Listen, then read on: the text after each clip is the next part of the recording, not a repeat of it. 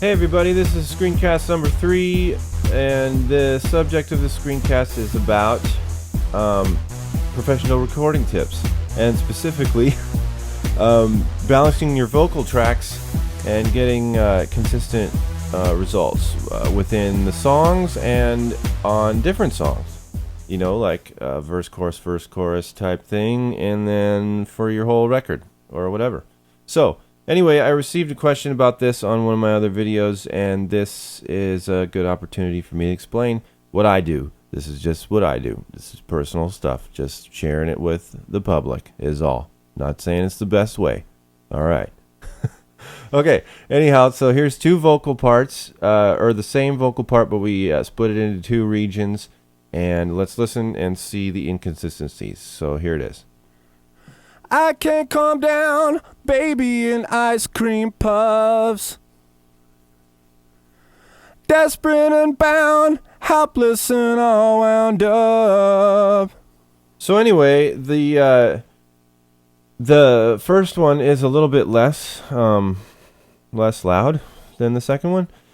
So what we're gonna do is analyze both of them. All right, let's just jump right into it here, and so. Here is the first one.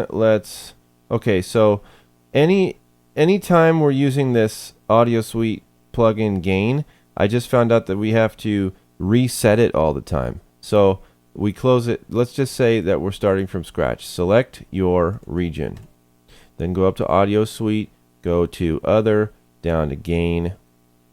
Open that. Now you see it's at 0. The green right there is what we're going to add. So let's find the level. We're going to analyze it. Let's bring this down here. All right, analyze that region. The level is negative 4.2 dB. Now, if we want to bring that up a little bit, we'll click on the green where it says gain, and we can either add it by numbers like 1.1 dB, and that'll make it negative 3.1. Or we can push the up and down arrows, and it will add like increments, you know, like whatever the program Pro Tools was programmed to add. So, you know, it's going to add 0.8 dB, it's going to add 2.3 dB, and you can see down there on the bottom right here, it's bringing up the level. So let's just bring it up to negative 0.4 and call it good. So we'll process that. And you can see the waveform grew a little bit, and it's much louder right now. I can't calm down. So now we're going to find the level of this one. Like we said before, we got to reset this. So let's push 0. Oops. We'll just we got to highlight this whole thing, I guess. Make it black. 0. Enter. All right. Now find the level. Or finding the level, and this one is negative 1.8 dB. That is the level right now, and we're trying to make it what? I forget. Negative 0.3. Is that what we said? Well, let's just call it that anyway. So this one's negative 1.8. We could do the math, but let's just not. So let's add like 1.8 so far. Oh, that's gonna make it 0. Okay, so let's add 1.5, and that's gonna make it negative 0.3. How's my math? Okay, process. All right, now these two waveforms should be the same right now. Let's check it out. 0. Find the level. This one is negative 0.4. Okay, so I guess we read that wrong. And this one is negative 0.3. But whatever. So we can add a little bit if we want to. Or subtract a little bit, I guess. Anyway, we're getting ahead of ourselves. Let's just call it good. All right, we'll close this. And here are both of our vocal tracks, and they're supposed to sound cohesive. Puffs. Okay.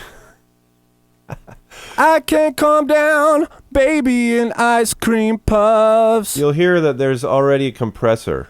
Desperate and bound, helpless and all wound up.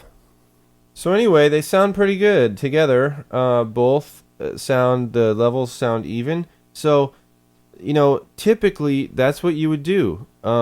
if you had a couple of vocal tracks, it would just take you a lot more work. But if you had a couple of vocal tracks that were a little bit, that varied a little bit in volume, and you could see visually, like the waveforms would be bigger and smaller and stuff like that. If it fits the song, I really wouldn't mess with it. But if you want it to be, totally cohesive and easier to mix and stuff, you could go through, you could do a whole track at a time, or you could go through like each little phrase, which sometimes is worth it if there's not too many vocals in the song. Anyway, so that's pretty much it. And the last part of this, I would say, after you do that, after you take that gain step, is go to your RTAS up here and on the channel, and go to dynamics, and maybe slap a compressor on here. We'll just choose the basic Pro Tools one, compressor limiter. And you can go to preset and choose vocal compressor. Now this is not going to sound very good because these vocals are already compressed, but you can listen anyway. I can't calm down, baby, in ice cream puffs. Desperate and bound, helpless and all wound up. So you got a lot of breathing in there, a little bit. But this just helps to kind of, I don't know, just you can't really explain unless you listen to it and kind of tweak the knobs.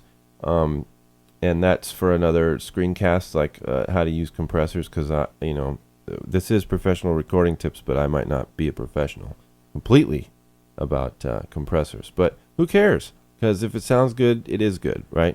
All right, so that's a screencast. Thanks for watching, and we'll see you next time.